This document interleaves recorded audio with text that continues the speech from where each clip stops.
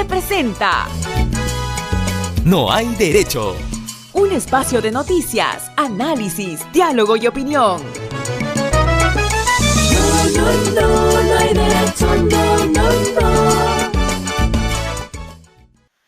Ya han habido encuestas, vamos a hablar de varios temas con Juan de la Puente, que ha tenido la gentileza ya de aceptar nuestra llamada.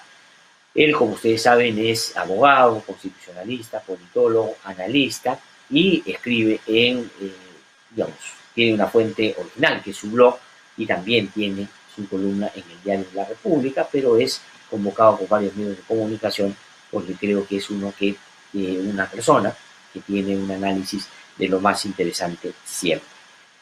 Juan, ¿qué tal? ¿Cómo estás? Qué gusto saludarte. Muy buenos días. Muchísimas gracias por darnos unos minutos esta mañana.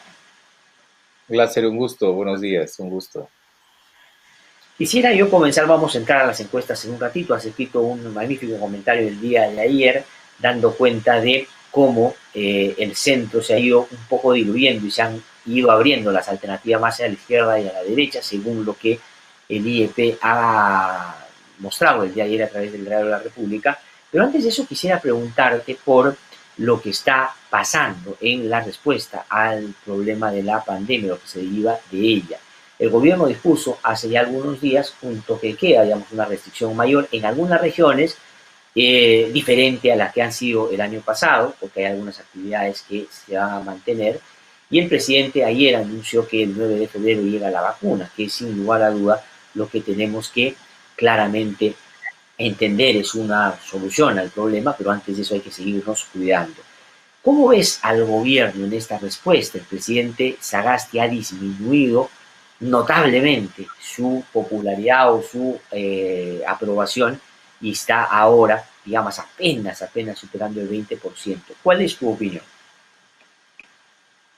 Creo que en un análisis objetivo, el gobierno ha tenido un mejor y mayor abocamiento y relativamente exitoso al asunto de la vacuna.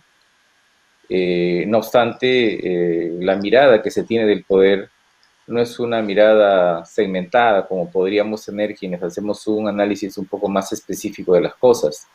La gente lo que advierte es un comportamiento del poder. Por ejemplo, cuando baja en escenarios de conflicto, baja la aprobación de un poder, bajan todos. La idea de que dos poderes se peleen para que uno aprecie o suba en aprobación, me parece que es un error.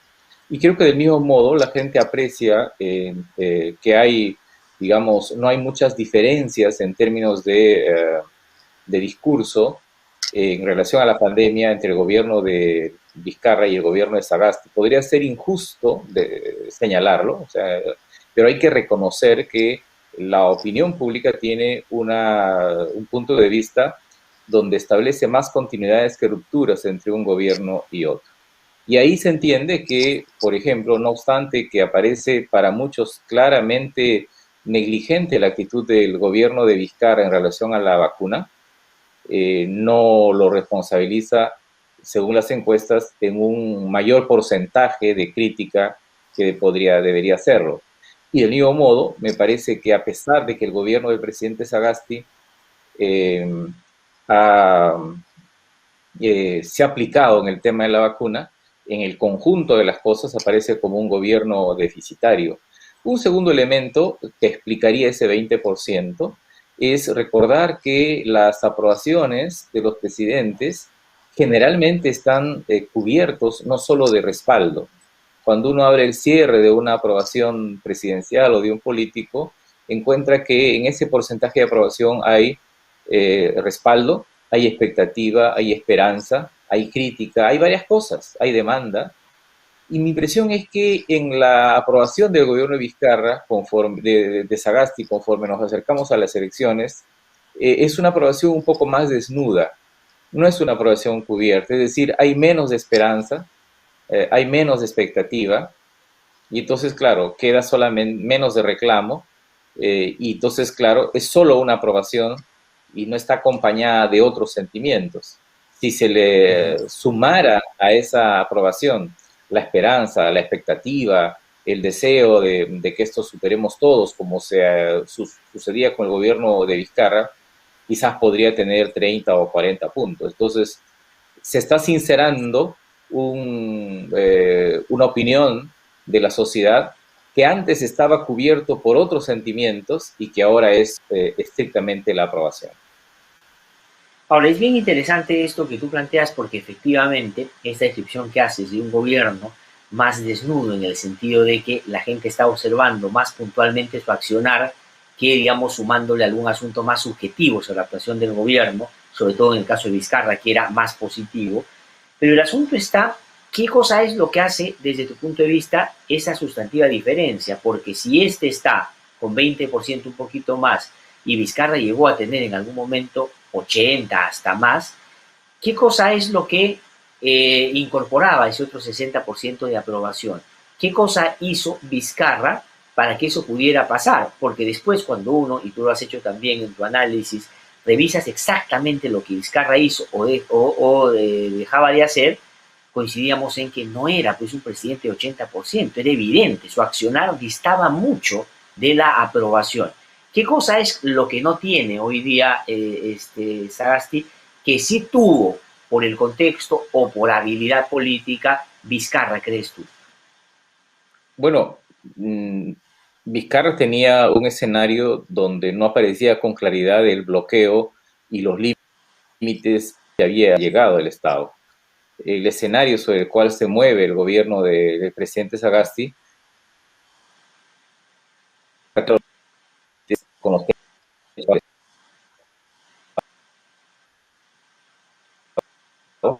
es decir, en la gente que no puede esperar mucho del Estado.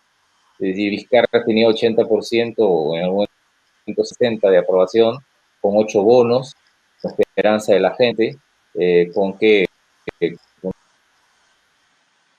habilidades que salgamos rápidamente de la... Hoy día la aprobación bono, hay un bono de cuándo se hará. Segundo, hay una convicción de que el Estado ha colapsado en materia de salud y no hay bueno, estamos en una segunda ola y que no sabemos si habrá una tercera. Está la incertidumbre de las vacunas. No quiero con esto decir que no hay errores, problemas y limitaciones en comunicación en el gobierno de Sagasti, que evidentemente lo hay, muchos lo han dicho, tácitamente él lo reconoce cuando convoca a publicistas a conversar. Bueno, yo no sé qué hace convocando a publicistas. El asunto es que la comunicación es también un problema político, principalmente un problema político. Entonces, claro, aquí en el Perú nos especializamos en decir, tenemos un problema de comunicación, creyendo que es un problema técnico, del método de cómo llegar a la gente, cuando en realidad es un problema político que tiene que ver con posicionamiento, con oportunidad, con la toma de decisiones, con un conjunto de cosas. No quiero negar que en el caso del presidente Sagasti haya eso, pero hay una enorme plataforma social y hay una enorme debilidad del Estado sobre la que se posa, se ubica y se afirma una opinión ciudadana, y eso no habría que desconocer, no debería desconocerse.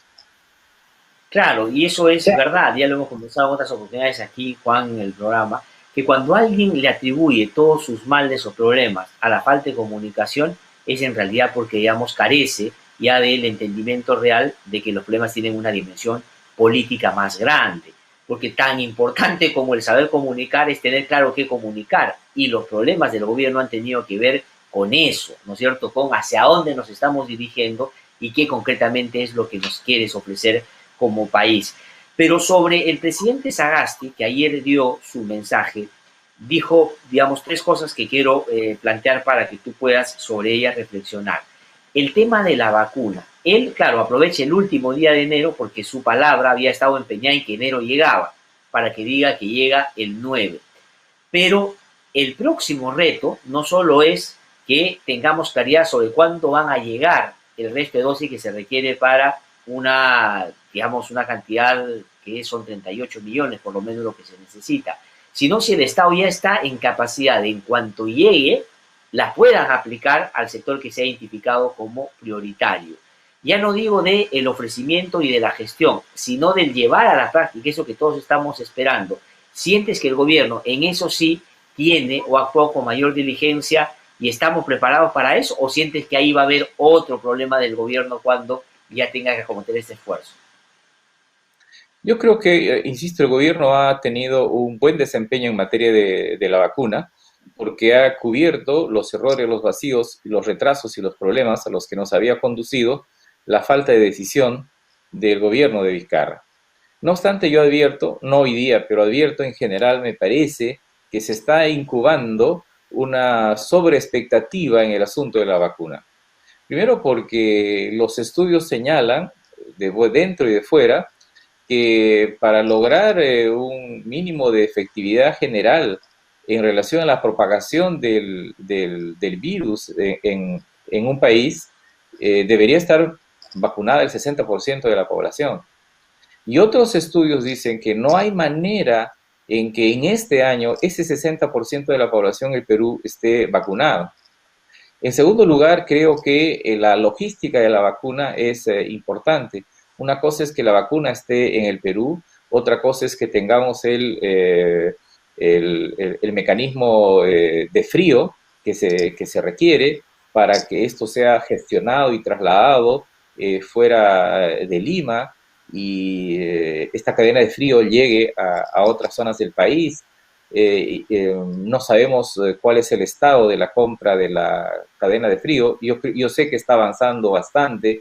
Me parece que la situación es optimista, pero cuidado con elevar la expectativa en relación a la vacuna, como si es que la vacuna resolviese ahora los graves problemas ocasionados por la segunda ola y resuelva un conjunto de elementos vinculados a la pandemia, como la crisis económica, como el tema del empleo, las clases presenciales, otras prestaciones de bienes públicos, de modo que yo haría una sugerencia, sería ponerle paños fríos al asunto de la vacuna, no generar expectativas y organizar un sistema de gestión de la vacuna donde haya claridad respecto a lo que se puede hacer y no se puede hacer.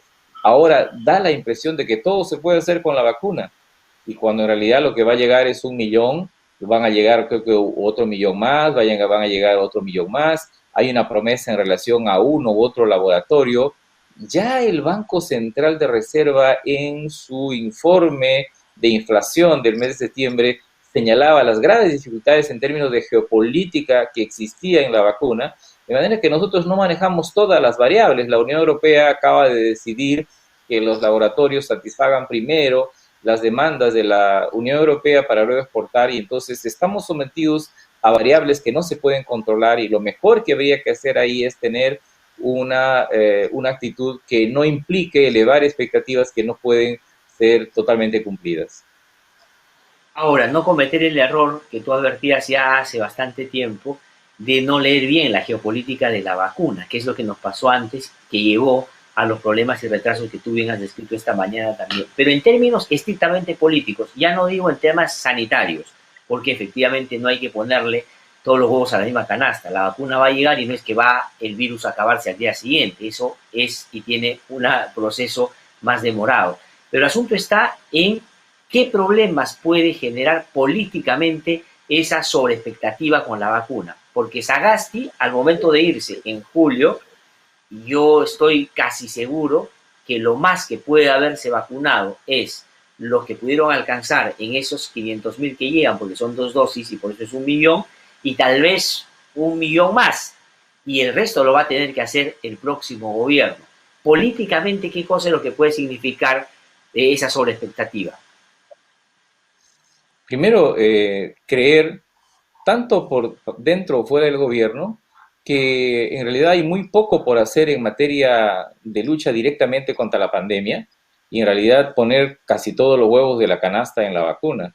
La idea de poner todo en el mañana de la vacuna podría implicar para mucha gente que el gobierno no está preocupado en el día de hoy de la pandemia, lo cual significa no solamente las restricciones que son propias de la cuarentena a la que hemos entrado ayer, sino también el tema del rastreo de contactos, el aislamiento de casos, es decir, aquello que no solo implique una gestión hospitalaria de la pandemia, que es lo que hoy día tenemos. porque los especialistas señalan con mucha claridad que lo que hoy día tenemos es una estrategia estrictamente hospitalaria. No hay una estrategia de prevención, no hay estrategia de mitigación, y si es que esta conducta se generaliza, y si no vemos en los próximos días decisiones en esa línea, me parece que estaría el gobierno cometiendo un error. Es muy interesante que se haya aprobado mediante una resolución ministerial hace días la creación de centros de aislamiento comunitarios que pueden ser gestionados por el MINSA, por municipalidades o por iglesias. Me parece que eso es una muy buena medida que ayudaría a salir de esta estrategia estrictamente hospitalaria. Quisiéramos entonces también que haya una mayor disposición de pruebas, una mejor gestión para el trazado de contactos, porque el otro asunto que está vinculado a camas UCI, hospitalización, provisión de vacuna, ya sabemos más o menos cómo está yendo. La situación es muy grave y las pocas capacidades del Estado se han chocado con una enorme demanda. De manera que, bueno, y luego se tiene el tema de la provisión de compensación, una mayor rapidez en la entrega del bono y en la entrega de alimentos, donde yo creo que el MIDIS tiene las cosas claras, pero todavía no está caminando en la dirección y en la rapidez que se requiere. De modo que poner los huevos en la canasta de la vacuna y no en la atención del día a día sí podría implicar un mayor deterioro de la imagen de la aprobación del gobierno, porque de ahí hay impresión de que casi como que no hay nada que hacer en el corto plazo y todos estamos ilusionados con la vacuna. Sí, y eso que, digamos, a lo que tú has dicho, habría que sumarse los otros aspectos que son fundamentales también. Y tú los has mencionado al comienzo, ¿no? La falta de empleo, el crecimiento de la pobreza en el Perú y todo lo que se deriva sin duda de ello. Y sin embargo, estamos en una campaña electoral, por supuesto, diferente, atípica, totalmente particular, pero que no manda con nitidez alguna alternativa a la respuesta, como respuesta al problema que estamos viviendo. Ya no solo digo de una lógica colaborativa en emergencia a un gobierno que está en este momento en el poder, sino para lo que podríamos esperar cuando lleguen al gobierno alguno de ellos. ¿Qué te parece eso? ¿O lo ves tú en alguno de los candidatos, candidatas, algo que se pueda parecer a bueno, así hace el gobierno, si este entrara haría esto, me queda más o menos claro? Yo lo que advierto es la persistencia, incluso el incremento del porcentaje de personas que no quieren elegir.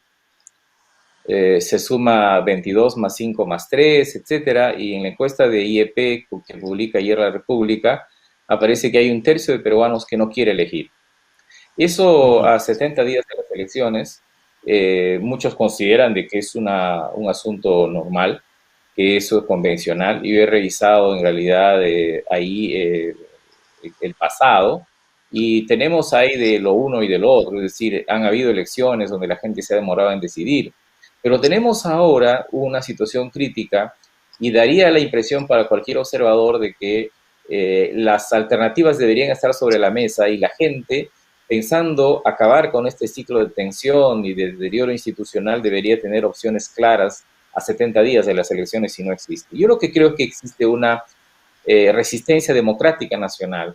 El hecho de que haya un tercio de peruanos que no quiere decidir, hay que leer junto con ese 70% de peruanos que en la misma encuesta dice que no elige ningún partido, y la mitad de la población que no está interesada en la política o que sobre los asuntos públicos. Ese paquete de indiferencia es no solo indiferencia, yo creo que es resistencia, es una recusación general al sistema político.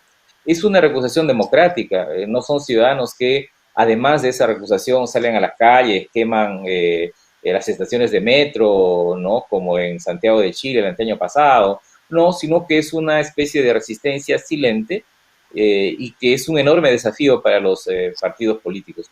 Mi impresión es que ese es el primer dato de la realidad, esta resistencia que los partidos aún tienen dificultades para dominar. Sí, y esta resistencia democrática, ¿qué cosa es lo que tú consideras va a irla como de alguna manera diluyendo? El trabajo que puedan hacer los candidatos y candidatas, los partidos que están compitiendo, para convencer a ese sector o, digamos, va a ser algún elemento que aparezca en el camino más de espectacularidad en términos de lo que la gente requiera para poder tomar, digamos, uno u otro camino. Porque vamos a pasar, para que lo puedas comentar sobre imágenes, Juan, si me permites, hay una encuesta que vamos a ir a la del Congreso, tal vez primero antes de los candidatos, porque ahí se refleja con más claridad. Si pasamos la otra, Lincoln, para que Juan lo pueda comentar. Ahí está, por ejemplo, mira, en el Congreso de la República se expresa tal vez con más claridad ese desinterés o desánimo de la gente por votar por algunas de las ofertas que tiene en el camino. No sé si lo estás viendo tú con claridad, Juan, para que lo puedas comentar. Ahí mira, el no sabe, no opina, 39.8%, ninguno 26%, blanco viciado 3.6%, 0.5% no iba a votar, y todo eso hace un 70% que no elige a ningún partido. Esa es una expresión de lo que dices. Efectivamente, y quizás habría que recordar que en esa misma encuesta ha crecido el número de personas que dicen que sí quieren ir a votar. Y entonces es curioso, ¿no? La mayoría de personas en un contexto de pandemia quiere ir a votar, 86% me parece, no sé si me equivoqué, hay más personas que quieren votar, pero hay un tercio de los que no quiere elegir, y un 70% que cuando se trata de partidos tampoco quiere tomar una opinión, se resiste a tomar una opinión. Eso yo creo que expresa esta enorme brecha entre la oferta política y la demanda. Quizás la encuesta todavía no lo ha recogido, pero en los últimos días sí ha advertido que algunos candidatos han empezado a salir del mediano plazo, ¿no?, de las ofertas electorales, y se están situando más en el corto plazo. Porque hasta hace unos 15, 20 días daba la impresión que el universo de la pandemia y de la crisis no se tocaba con el universo de la campaña electoral. Era curioso porque era como eran las cuerdas separadas, pero en términos estrictos dentro de la política, ¿no? La crisis, la Gran Depresión, el hambre, iba por un lado, y por otro lado iban las ofertas electorales, que me parecen muchas interesantes, pero eran ofertas que se ubicaban en el mediano plazo. Yo creo que recién los candidatos han empezado a aterrizar en el corto plazo. Entonces hay más opiniones sobre el tema de la vacuna, más sobre la gestión de la pandemia, de la crisis económica, de empleo y salario, aun cuando creo que todavía no es todavía una vocación. Y yo creo que en la medida que los electores sientan que los partidos miran por su día a día, esa resistencia democrática a tomar una decisión que hoy se ubica en relación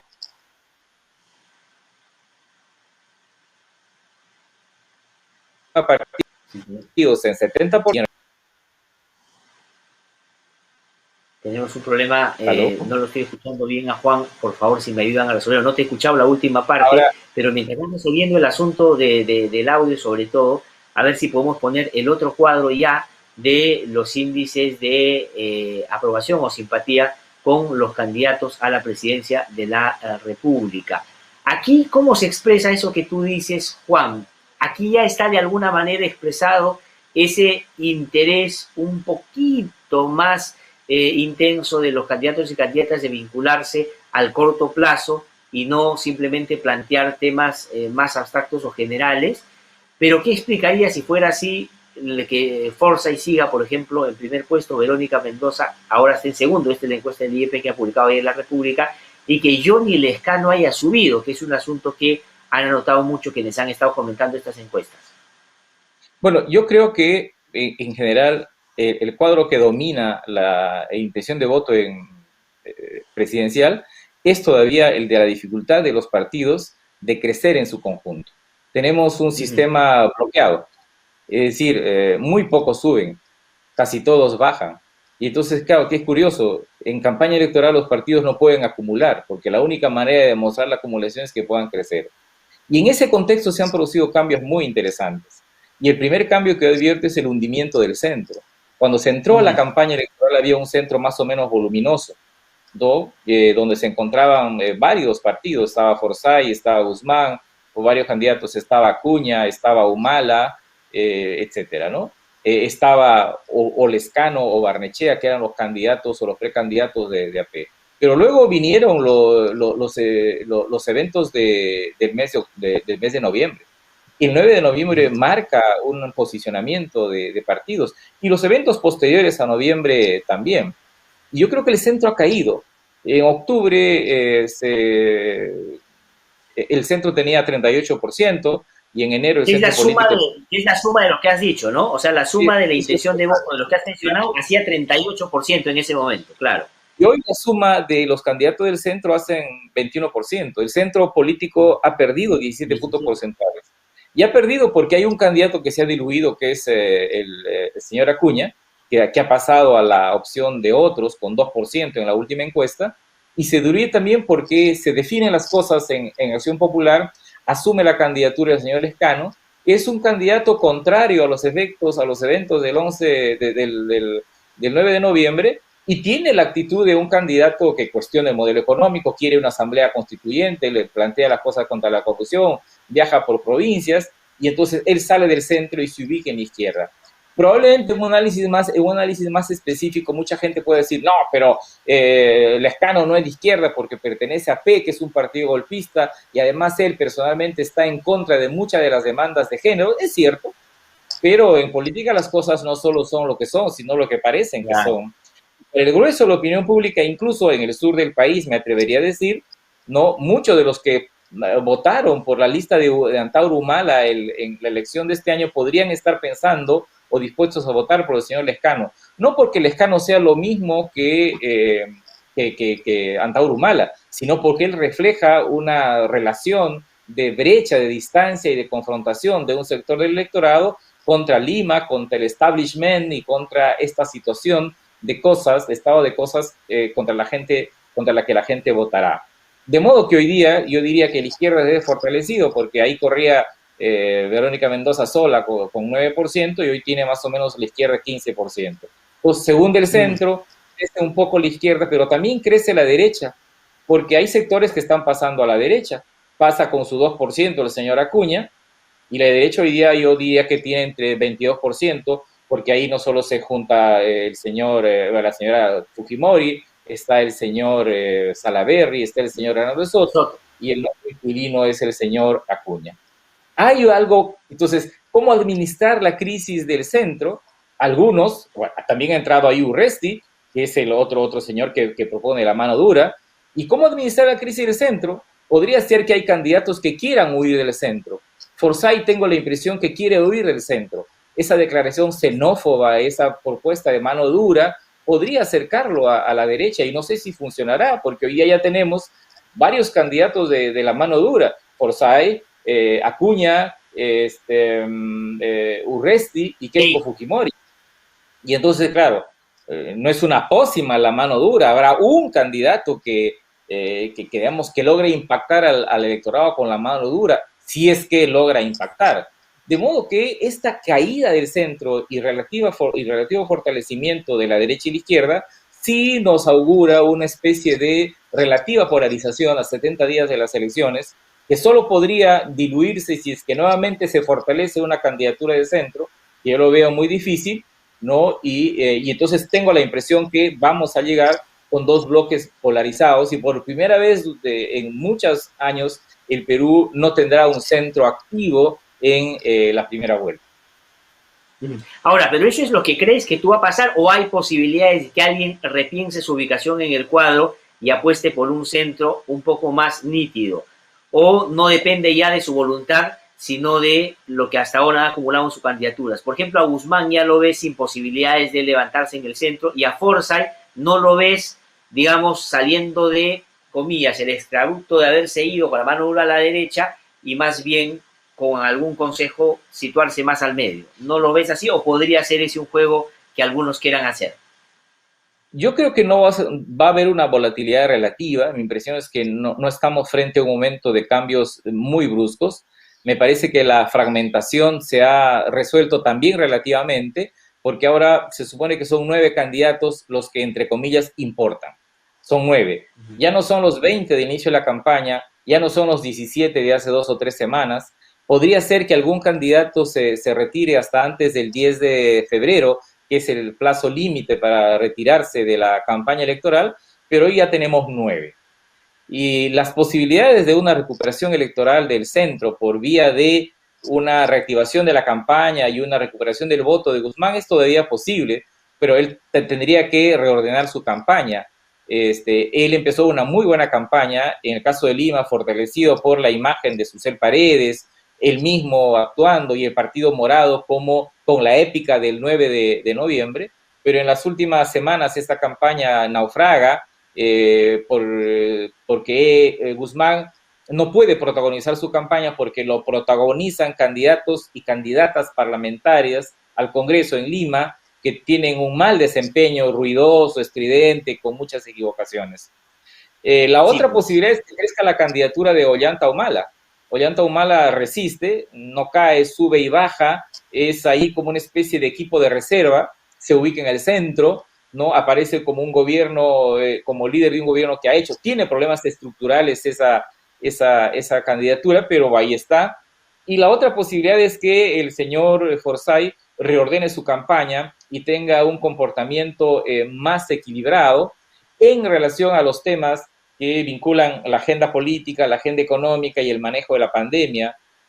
Pero si él insiste en la mano dura, en la xenofobia, y se pasa al campo de la derecha, yo creo que la polarización se mantendría, se acrecentaría, y no habría necesariamente una fuerza centro.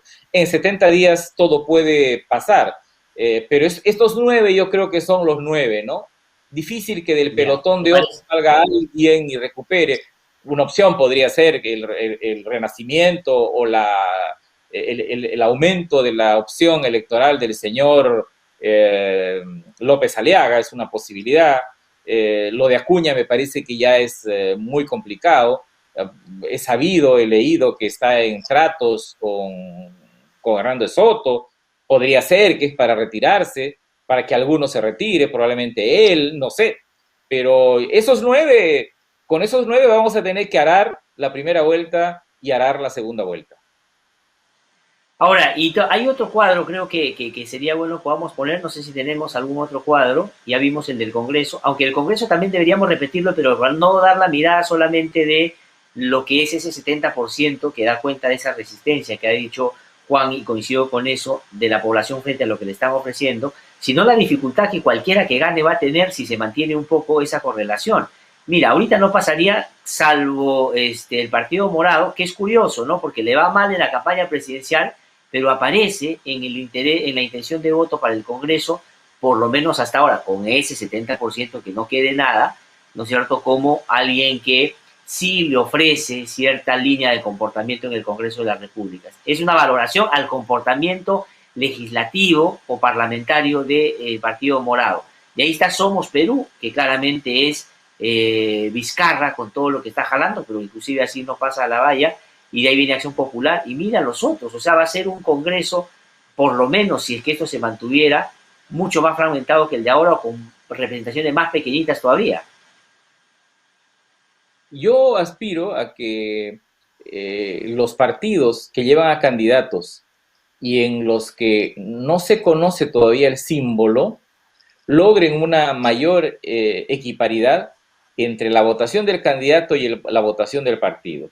Aspiro que eso suceda si es que pasa la segunda vuelta Forsyth, si pasa la segunda vuelta Verónica Mendoza, si pasa la segunda vuelta Salaverry o Hernando de Soto, ¿no? Incluso en el caso de Verónica Mendoza también. Porque lo que podríamos tener es un presidente que obtenga en la primera vuelta 25% de voto, que gane en la segunda vuelta, pero con 25% de votos, y si su lista parlamentaria tiene menos, sería un presidente con una bancada de 12, 15 miembros. Nosotros ya hemos visto las dificultades que tiene un gobierno que carece de una representación parlamentaria sustantiva. Entonces, mi primer deseo democrático es que no haya mucha diferencia entre la votación en la primera vuelta del candidato y la votación de su lista parlamentaria. En segundo lugar, desearía que quienes pasen a la segunda vuelta sean candidatos que estén por encima del 25% y que juntos hagan por lo menos un 50% de votos. Si eso no sucede, vamos a tener una segunda vuelta que va a exigir alianzas mucho más específicas que yo no sé si se logren, De modo que si no se logran estas alianzas específicas, vamos a elegir en segunda vuelta a un presidente que es independiente de su partido, muy lejano del Congreso, de modo que va a ser un presidente precario. De modo que en estas cifras que ahora estamos viendo, poca intención de voto para los candidatos presidenciales, poca intención de voto para los partidos, yo creo que se está jugando la estabilidad y la gobernabilidad y la capacidad de hacer reformas políticas del próximo gobierno después del 28 de julio. Sí, pues, y ahí el drama mayor es que si uno ve la lista, por lo menos en la foto que se ha tomado ayer y que ha publicado el Diario de la República en la encuesta del IEP, el partido de Forsyth no tendría entrada en el Congreso porque no aparece ni siquiera en los primeros. O sea, digamos, y si él pasa la segunda vuelta o gana la elección y esto se mantiene, o podría ser inclusive un presidente con una bancada muy chiquitita, o si eso se mantiene, evidentemente no tendría ni bancada. Aunque eso puede cambiar efectivamente porque si él avanza, la gente va a conocer más su logo. Pero aquí ni siquiera aparece. Sí, el caso de él. Ahora, también es cierto que Vizcarra no logra transferirle su aprobación o su intención de voto a Salaverry, lo cual también demuestra los límites de las aprobaciones, ¿no? Veamos finalmente cuánto va a tener de votos en Lima el señor Vizcarra. Y en el caso de un partido que no tiene candidato presidencial, que es el FREPAP, aparece con 2.4, ¿no? Con una intención de voto interesante, considerando además el comportamiento sinuoso de este partido en los eventos de noviembre. Entonces tampoco es que va a llegar al Congreso una lista que va a tener una conducta democrática. Entonces, los universos parlamentarios y el universo, el universo parlamentario y el universo presidencial podrían ser mucho más distantes y lejanos después del 28 de julio de los que hoy nosotros tenemos, ¿no? Bueno, 70 días donde, como tú bien dices, todo puede pasar y 70 días donde seguramente varias veces vamos a tener para conversar. Juan, te agradezco muchísimo, como siempre, por tu participación el día de hoy. 70 días es un tiempo geológico en el Perú. Exactamente. Juan de la Puente ha estado con nosotros. Juan, te agradezco muchísimo. Cuídate mucho y estamos en comunicación para seguir conversando aquí en el programa. Vamos a poner la ficha técnica de la encuesta sobre la cual hemos comentado que hemos comentado con Juan de la Puente, Instituto de Estudios Peruanos, modalidad vía telefónica del 21 al 27 de enero, 1.205 personas que han sido entrevistadas a nivel nacional o encuestadas a nivel nacional, margen de error más o menos 2.8 por encima y por debajo en cada uno de los resultados.